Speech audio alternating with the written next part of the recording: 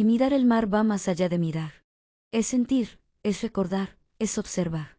Es pasear pegado, es mojarse, es nadar, es bucear. Hoy es un día bonito para ser una estrella de mar pensando en ellos.